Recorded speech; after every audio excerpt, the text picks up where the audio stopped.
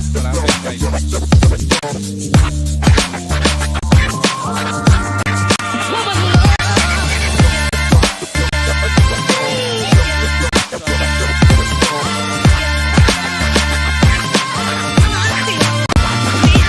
we forget the reason for the season. So what you think about that? Well, I love Christmas, right? From the time September 16th touchdown is the 100 days to Christmas countdown, and I am enjoying myself, right? I think, however, that there is a fine line when it comes to Christianity because a lot of people put so many connotations to Christmas, like parang. When you listen to parang, I love parang, and to me, parang is that's what makes a good, a true Trini Christmas, right? And some people will be like, that goes against some of the principles and all of that, and but that to me is it's just a nativity story. So that is why I enjoy, or that's the thing I enjoy about Christmas is the parang. But then some people put the connotations to it, how some people just how they just do the parang sometimes, and it's just okay. That's not for me, right? So that's how I view Christmas. Yeah, I understand what you're saying there because personally, love parang as well. Love Christmas. I mean, if you know my mother, we are a very Christmas household. We love ham, pastel, parang, everything. But as you said, now there's parang like the Daisy was. There's that parang with the alegria and everything. And then we have the soca parang, which sometimes tends to be on the more lewd side of it, right? So in terms of supporting that, as you said, that's a bit difficult for me. So when Marcus said that sometimes we forget the reason for the season, I fully support that. And even as you see, there are kids sometimes that might focus on not so much the birth of Christ part, because for a child it may not be as exciting, but parents would very willingly say, hey, don't forget Santa Claus might not bring you something if you don't behave properly, right? So as far as being Christian and Trini, now I understand that Santa Claus is a very big deal, especially if they're going to school, they're going to hear about it. I do not plan to just outwardly just, if they come and they say, oh, mommy, I want Santa Claus to bring you this, to very harshly be like, it have no Santa Claus. But I would like to explain to them that, Santa Claus was a story about someone that actually existed. And yes, some children believe that Santa Claus is real and that Santa Claus is bringing these gifts for them. But in reality, mommy and daddy work very hard to provide all these wonderful things, right? But that's my personal preference, and I know it's not necessarily something we have in the Bible per se, where it says, "Thou shalt not let people believe in Santa Claus," or "Thou shalt not believe in Santa Claus." I know it's a very personal thing, and I think even this whole topic of being Christian and Trini, a lot of it comes down to our personal convictions, especially as we are talking about Christmas now, but as we talk about some more things, you will see where the personal conviction comes up. And I think to follow along that trend of personal convictions, there's definitely a thin line, in my opinion, about what you celebrate and what you choose to celebrate during different holidays such as Easter and such as Christmas. Very, very, very thin line. Sometimes it's very hard to actually convey to people sometimes like the reason why you're celebrating it, and that could come across in many different ways and be interpreted in a plethora of different ways. So sometimes it's very like right. I'm speaking about me here, right? I am very careful about who it is I tell that I do X, Y, and Z, or what I do, and what I don't. So it puts me in a place where I could be free with my conscience self. Put my conscience at ease. Yeah. For me, I love that Christmas can also be about, sharing love and helping others who need help, and, doing all these charity and being your best self. But when it comes to like Santa Claus and stuff, I think personally that takes it away from Jesus completely. The reason for the season. Yes, we know that 25th of December wasn't the day he was born, but that's the day that we choose to celebrate it, right? And I think it's very important that we stick to the reason for the season. We know that this is the day our Savior. We celebrate as the birth of our Savior, who would later die for us, and give us the opportunity to go to heaven and all of these things. So I think it's very important that we don't, just and say, oh, Santa Claus is okay. And I say, to me, that's just like, it's a no for me.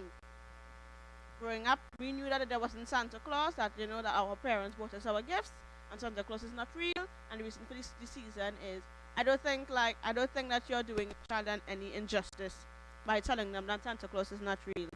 And also, too, I was gonna say, sorry. Just kind of very quickly piggybacking on what you said. When it comes to Santa Claus, you remember now? You want me to? What she forgot again. Yeah. One of the things too with some people say Xmas. That's one thing I can't stand. Xmas, just to shorten it. And you know that's the song? Don't text Christ out of Christmas. I'm telling you. Yeah. For me that's a no. Christmas. Right? Yeah. Piggybacking on what you said, the whole concept of Santa Claus has been something that has been heavily commercialized, right?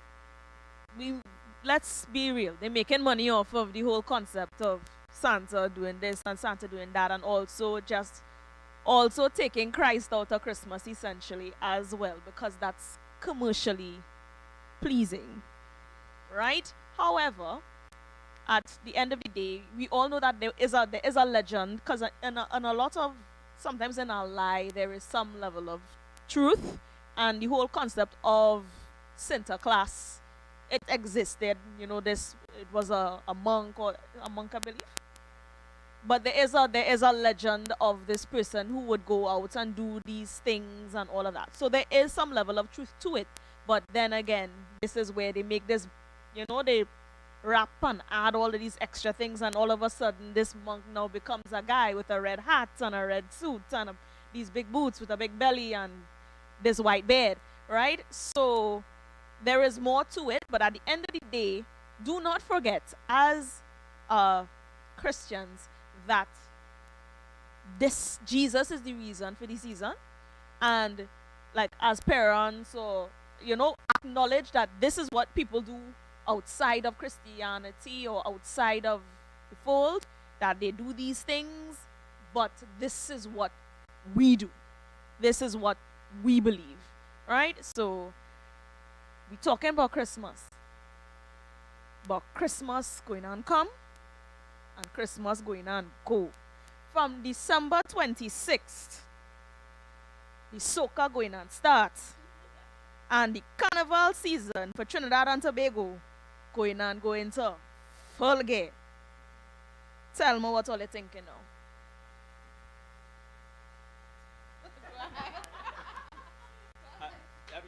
The first thing that came to mind when she said, Christmas going on done, Carnival going to start, is that even before Christmas starts, Carnival don't start already. You understand? So the moment that these seasons kick in, I think someone mentioned the Xing Christ out of Christmas, and what that reminded me of is commercializing everything, So like preparing for Carnival before Christmas even starts is like a form of how to put it, boy? It's like a form of let me just keep it easy. Preparation. It's a form of preparation for the commercialization. You understand? So, there's always a curve in everything. When you say carnival, for me, growing up as a Christian, there was no carnival. There was going to church camp, which I used to look forward for. Like, I still look forward for church camp. Like, even when Carnival was cancelled last year for COVID. I was like, what? So no church camp? What? No restorers camp? Like, what is going on? Like, I can't do this. I've never not gone to restorers camp. Right? For years. So for me, also, I think as a Christian, can't miss what you never had. Right? And I don't have to experience carnival to know I don't like it. Right? Per se. So for me, carnival obviously is a no. Some people say, where's our culture? You don't have to run onto the ground, or you don't have to dress in a bikini. But for me, is a no. It's a whole no. Everything about it is a no, except the church camp. Except the school. For me. I understand to a certain extent when you say you can't miss what you've never had. Now, I have a bit of a unique perspective in that I didn't grow up in church per se, not from very young. So I did have that experience of, playing kiddies football and, seeing my cousins, like, wake up in the middle of the night to get ready for fetes. And for me, that was like, okay, when I get older, I go and play mass, first of all. I go in and fet, first of all. Second of all, and that was a big deal for me, having not grown up in church. And so having to come into Christianity now, it felt like, okay, well, now I have to abandon that. That felt like so much of my culture. And let's be honest, like when people talk about Trini culture, a lot of it is very heavily based on carnival, on not just carnival, but the whole idea of partying and festivities and relaxing and stuff like that. And even the world, that's how the world, like abroad, tends to see us and tends to see the Caribbean as, this place to just jam and have a good time, right? But I also had to take stock and think about, well, it's not necessary. Carnival itself is not necessarily just like your Monday and your Tuesday mass kind of thing. It's not just only about that. So I had to kind of sit and separate what was the culture that I did not agree with and what was the culture that, okay, I would listen to and I would say, okay, I understand that this is a part of our culture, yes, but maybe some parts that I don't agree with. So like I have no problem listening to Pan. I love Pan. Like I love Pan. I love how Pan songs. I would have loved to. I tried to play Pan. My hands don't work that way, right? So things like that. Like I don't have a problem, but I do understand there are certain things about carnival, certain aspects of carnival that I distance myself from, especially as I came into this aspect of Christianity. So yeah, I agree. Yeah, and for me, I could definitely agree with you. I could give the unique perspective as probably one of the only persons here who has participated a little bit in Carnival. Yeah, the rest of them, they grew up in church. I, on the other hand, as the preacher used to say, I was a sinner. But God turned me into believer, and yes. And for me, the whole experience of not going to Carnival was so refreshing because even as a young person, like going and doing carnival stuff. Now, I was never privileged enough. I wouldn't say privileged, but I never walking in a band, but the Juve and those kind of things. For me, participating in those things was so very stressful in that you had to wake up early to go here, you had to travel to go there, then you had to do all this preparation because you can't dirty the taxi man and you can't do this and there's all this.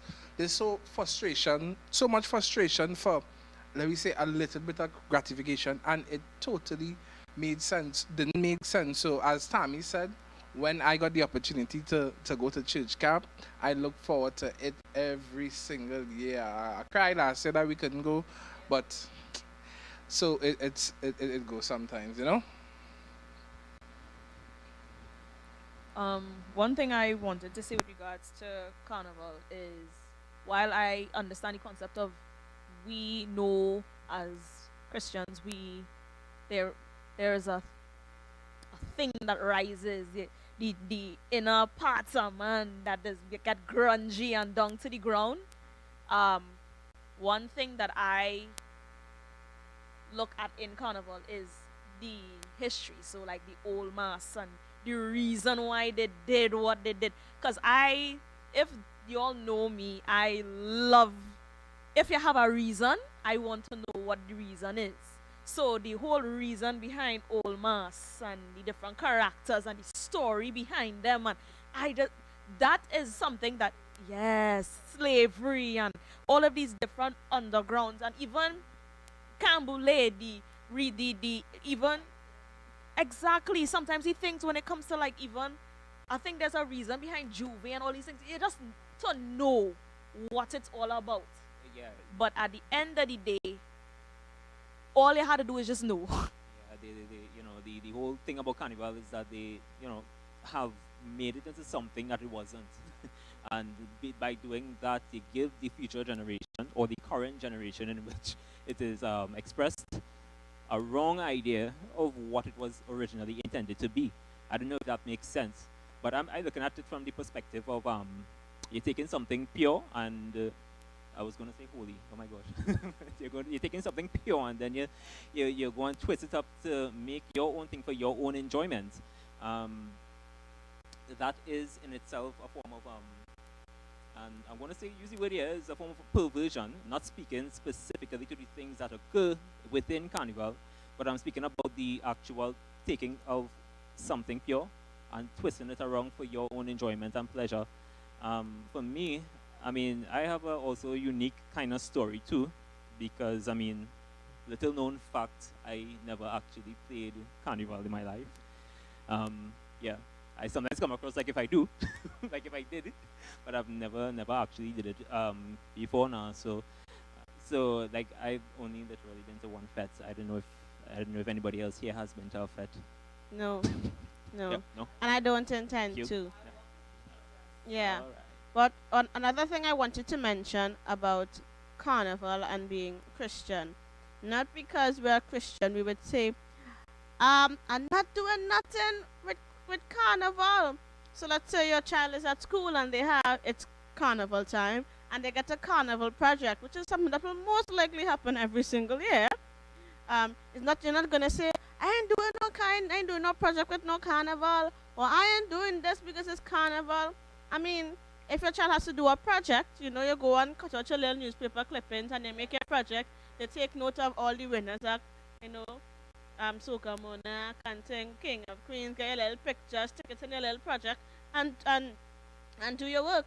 Also, to in school we never attended, you know, the carnival jump up and those things because we were Christian. But yet still, if we had to support, as they made all parents and students do, we would financially, you have bottle week when you bring in a bottle to be sold in the club, and then you have canteen week and your can week you bring in the stuff, and also too well, everyone knows that my mom is a great cook, so my mom had to make the polori for carnival jump up. We went and we had to drop it off on the day, and I saw all my friends they enjoying themselves in the jump up, and I was like, hi, everybody jump up the polori and leave, But it's not to say that you disassociate yourself from anything like that. I mean, because we talking about soca music, there are some positive music, some that, not winding to the ground and them, but those, I mean, the positive ones that you might say, okay, this is a nice song, and the calypso music, what that tell a story, and it gives you the history behind it, So it's not to say to disassociate yourself with anything carnival per se, but to know where the culture should stop and where you have to Christianity begins. And this just feeds into, this is what you know, and that apart from what you know, this is what you do. That's what I was trying to say at the end of the day. We know what is right, we know the history, but we know that there's that fine line between what we know and what we're supposed to do, because God commands it. Yes, so true, and it's such everyone, brought up so much of great points, and just to add one more thing before we move forward, but I think it's important for us to know that we are supposed to be in the world but not of the world, and to follow and to remember, we all of us are representatives and ambassadors of Christ. So it's important for us to always remember that as God placed us here in this world, we need to represent Him and model the culture of heaven in everything that we do, you know. And Trinidad is a beautiful island. We have the season of Christmas. As we say, Christmas is almost, well, after December. It's the season of Carnival. But we know that Trinidad is a place that is full of different cultures. It's full of different cultures. It have the East Indian culture, we have the African culture, we have the Chinese culture. And with those cultures, we have so much of holidays that is associated with those cultures. So what you think about that as being a Christian in a country that is full of so much different holidays? Because we all know Trinidad have real holidays. You understand? So what you think about that with the amount of holidays we have that is associated with those cultures? Well, that's actually an interesting topic because when we talk about cultures, now as far as I know, you said like the East Indian cultures and the African cultures and all of those things, and you said that it brings so many holidays. Now there are secular holidays, so we have like Emancipation Day, Indian Arrival Day, which is what I mean. Everybody is celebrating. Like everybody is celebrating Indian Arrival Day. Everybody celebrates Emancipation Day. But then there are also the religious holidays as well, which they would bring with it. And being a Christian and also trying to reconcile that with being a Trini, as I said, not growing up in a Christian home, I mean, you generally, like, there was no distinction per se. I mean, Diwali, we go by people, we eat food, like, it wasn't a thing where we said, well, we don't participate in certain things. So, having come into Christianity, and you would hear both sides of the argument, because some persons would say, well, we would not participate in certain things because we are Christian, anything related to a religious holiday. And then you would have others who would say, well, there's a limit. We would participate up to a certain point. And so I had to sit down and pray about it and say, Lord, but where exactly is the line drawn, right? Because as I said, it's not hard and fast in the Bible. Do this, don't do that, right? And even Paul acknowledged that in two books, both in Romans and in First Corinthians, when he spoke about things like food being offered up to idols, and part of the church, half of the church was saying we shouldn't eat it, and half of the church was saying, it's fine, like there's nothing wrong with it. And Paul addressed it and he said, well, it depends on what is your conscience saying and what is your brother's conscience saying, because if you know it offends your brother and you still do it, then that's when it's wrong. And he spoke about that. And he said, if you know that it is placing a stumbling block in front of your brother is saying, listen, I don't feel comfortable eating something that is offered up to an idol in the context of what the Bible is talking about, right? And and you say, well, you gotta remember, it's an idol. It's like saying, I offer up food to a fan. A fan is not really anything. A fan can't do anything, right? So he spoke about people in the church who would say, well, it's basically nothing, so we could eat the food. And then their brethren would go and eat the food, but feeling terrible about it. And he said, that is where the sin was, as opposed to if you genuinely don't feel convicted about it, and you say, okay, you know what? Because it offends Heather, I will not do it. Then that was pleasing to God. And so I internalized that, and that has really set the stage for me as part of the whole religious holidays and the extent to which I participate. If I know it offends my brethren and I am around them, I will not. But otherwise, there are certain things that I don't personally feel convicted about. Yeah. Yeah, and with regards to talking about like religious holidays and stuff, yeah, there really is a limit. Like recently we celebrated as a country Diwali, right? And it's for that's something that Hindus celebrate, and they have a really extensive culture of why they do it, and all of those things. But as a Christian, I don't partake in it, obviously, and I don't, I'm not going to go and say Shub Diwali. I'm not going to go and light a deer, but I am not going to, I'm not going to be disrespectful, and I'm going to throw water in a day if I see one. I'm just going to, just pass by. It's not for me, but I respect their religion and I respect what they do. Just like they might, I celebrate Christmas and they may not. It's your choice. it's what they do, but in it, be respectful. So I wouldn't do it, but they do it, and that's them. Typical example of what you're saying there, Tammy. I know someone who has Diwali. Oh my gosh, I almost said Diwali neighbors. They have East Indian neighbors, Hindu neighbors who are of Hindu religion, faith, and they actually lit diyas and put it around their house. But if I were that person, just going along with what you're saying there, I wouldn't, even though I may not agree with their practices, I wouldn't take a bucket of water and throw it on the deer.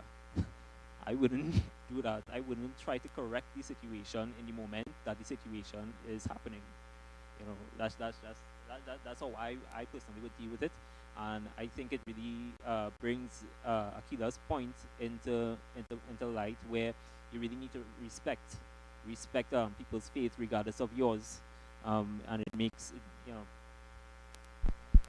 this also lends to how we were talking about carnival, how Tamara referenced carnival, and you have your celebrations, and like when it comes to children and projects and all of these things, they're going to ask you to sometimes bring a deer to paint in school, and they don't call the teacher and say, "I'm not bringing no deer for my child because we're Christians." One, your child is being left out of a project, right? And then two, you don't know that child doing that for marks or something like that. Like, and then also it's a matter of child needs to at least know the culture. This culture exists, right? This is an East Indian culture. This is a part of East Indian culture, that celebration, right? Apart from that, there are other ancestries within Trinidad and Tobago, and they're going to have their customs. So you would not want another ancestry say, "Well, I'm not from that sect. I am not doing that project because I'm not from that." You don't want that. That's going to be offensive to you. So you need to find that fine line between what is acceptable and what is permissible. And that's a memory verse right there, right? You have to find that fine line and move accordingly. So I think this you're trying to talk about there is not everything is permissible, but everything is not everything. All things are acceptable, but not everything is expedient or permissible.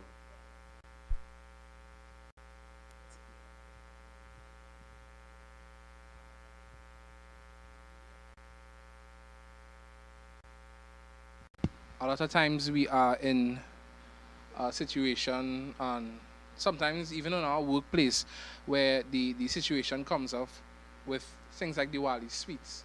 Now, I as a man, I don't bake already. I don't really like sweet thing. So a lot of times I would refuse it, and it's not because of anything. It's just I don't like it. And sometimes there are instances where that would have caused a stir or a happenstance, for if I'm a loss for better words. But sometimes it really is just a respectfully. I respect your culture, but some things, is not anything. It's just I respectfully don't participate. You know. No, so true. And besides having like so much of different religious holidays in Trinidad because of the diverse amount of cultures that we have in Trinidad, another big thing that is a part of our country is folklores. We know there's so much of different things like okay, you can't cross over someone's foot, or if someone's sweep on the foot, they won't get married. Like those kind of like really weird things, superstitious stuff, and it's something that I know for me growing up had me always wondering. And I could share a small story. When I was in secondary school, um, one of my classmates, I was just about my own business, and I remember I had stepped over her foot, and she was like, "Marcus, step back over," and I was like, "I don't understand, like, why you want me to?" She said, "Please," and she was really, really serious, and I was about to walk, and she was she was like, "Please, could you please step back over my foot?" And I had to step back over her foot because they could have seen that, okay, like, this person is really, really panicking right now, so in this country we have so much different folklores, and what you think about these stuff. Well, as far as superstitions are concerned, um, I believe 1% of them, to be very honest. If so much. But it depends on the. You see, some things are superstitious, like genuinely. There's no real. I don't want to say science behind it, but like genuinely, it has been passed down throughout the years, and then it's become thwarted a bit, and so it remains as a superstition. But there are some things that tend to be true. Like there are some things that we would do, and you say, okay, yes, that has some meaning. You could understand why it's done. But you see, let me give you an example. This is not so much a superstition, but like a practice that is done. You see the place in the thread on the baby's forehead when they have hiccups. Listen, for my entire life, I was like, I do not understand this. I don't understand why it works. I don't understand. Listen, I don't understand, right? But when I try to reconcile, okay, so far we've been talking about things that are somewhat at odds with our Christian faith. So Trini culture at odds with our Christian faith. But there are some things, they are not necessarily at odds. They're just neutral. It's either you believe it, you don't believe it. Like, it doesn't have any bearing on your Christianity, how you represent Christ. There are certain things like that. So a lot of these superstitions, I have cast them in that box. Like, I don't agree with it, but I don't believe that it has any bearing on my Christianity per se. But when we come to things like folklore, as you mentioned, that's where it tends to get a bit tricky, because you have like the sukunya and the laja bless and all of those things, and the dwen and the buck that apparently was a big deal in Trinidad just a few years ago, right? And then there's the question of, okay, so are these things real? Like, I don't see no buck in the Bible, right? But with all of the people who speak about things like this, and who would say they have an experience, and who grandmother was bit by a sukunya and all of these things, I mean, honestly, I don't know at this point. We've never seen it though. Like all of these things, Laja Blast, the Duen. I've never seen any of those things. But I would always hear, things like, I don't know if it's because it was a joke. But my mother would say, oh yeah, I see a sukunya before. Oh yeah, sukunya run me down and all kind of thing. And my grandmother would say, Ronnie, I reckon that little blue mark on your hand. Oh, sukunya bite me. And I'm like, And we hear it from people in the church. I know, Like, yeah. we hear it. yeah, and I'm like, what is all of these Like- things? Are these true? And it's like, but I've never seen it. I have never seen someone or met someone who's seen it, but we all know about it and it have a story, but nobody knows who actually said the story. And it's just like this long pumpkin vine kind of thing. And I'm like, yo.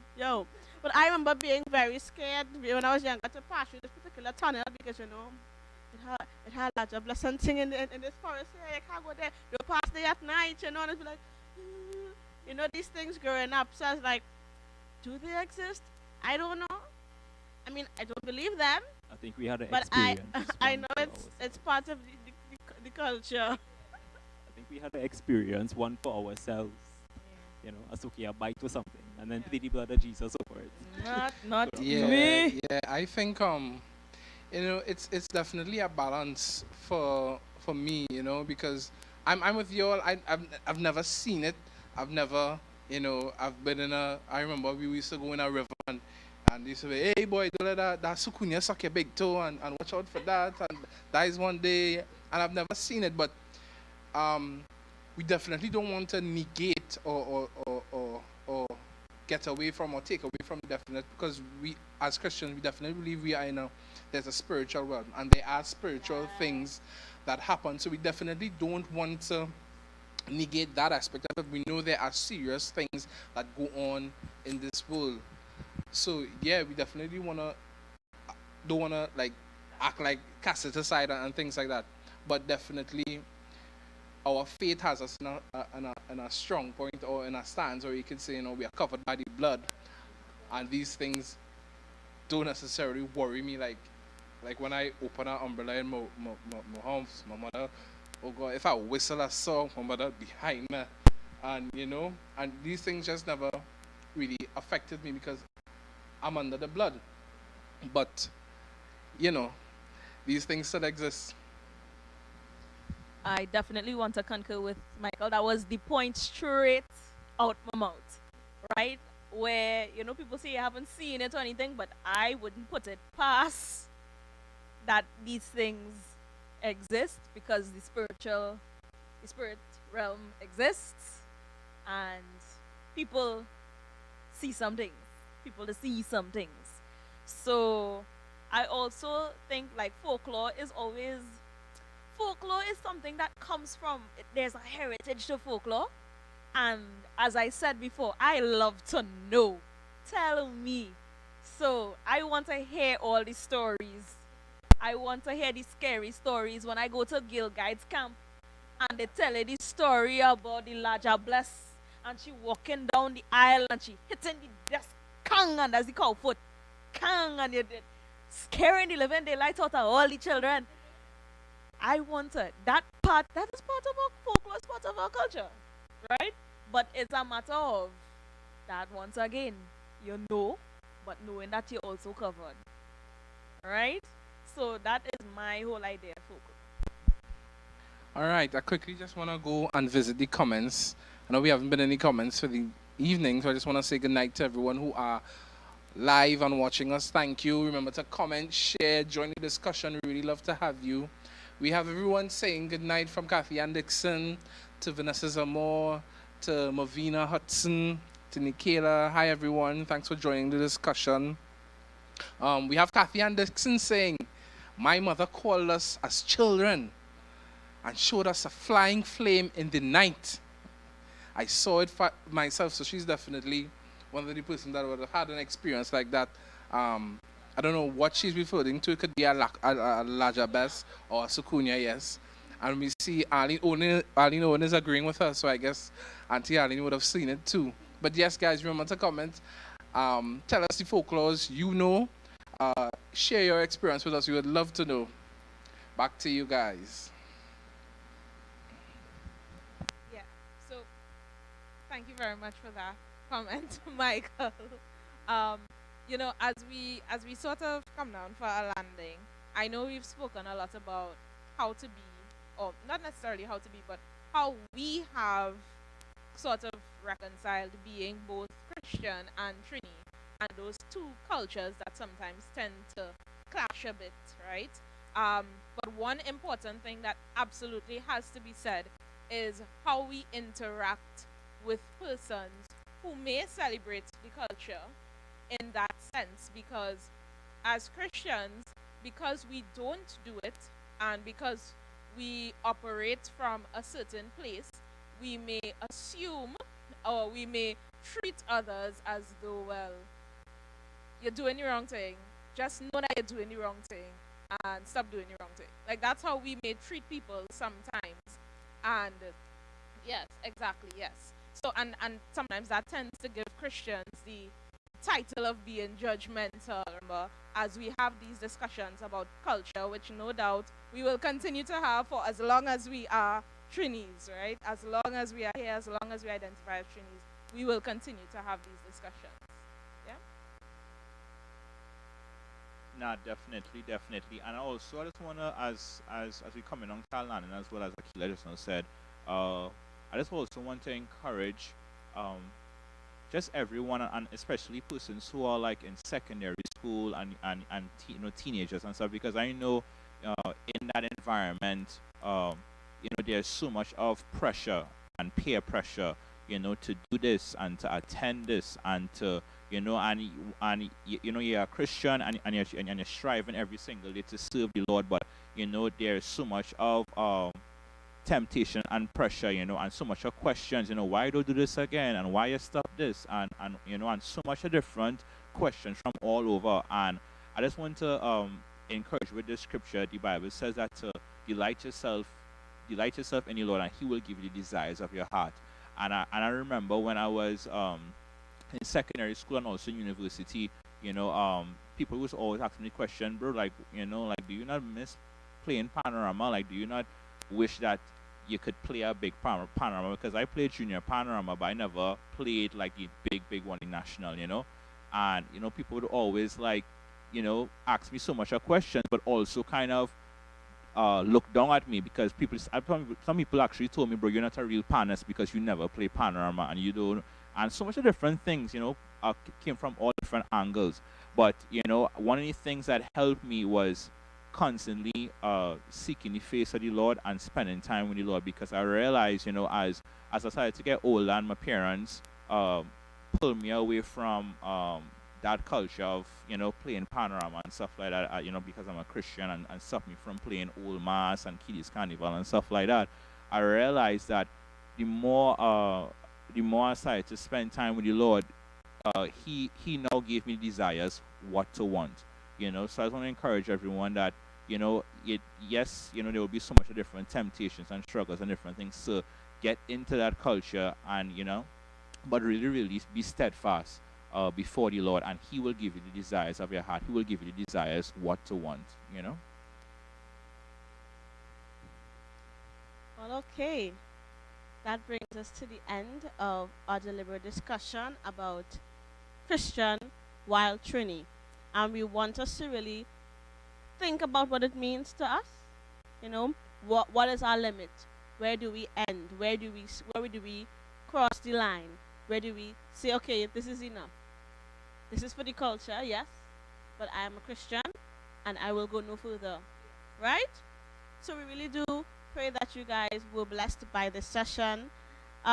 This is our last session for the year, so we want to wish you a Merry Christmas and a Happy New Year in advance. And we really do hope that you like the Restorers page on Facebook, and you also subscribe to the Restorers Enhancement Foundation YouTube page so that you can get notifications on all of our ventures. So we do hope to see you next year, and thank you for joining us. This has been Deliberate Discussions.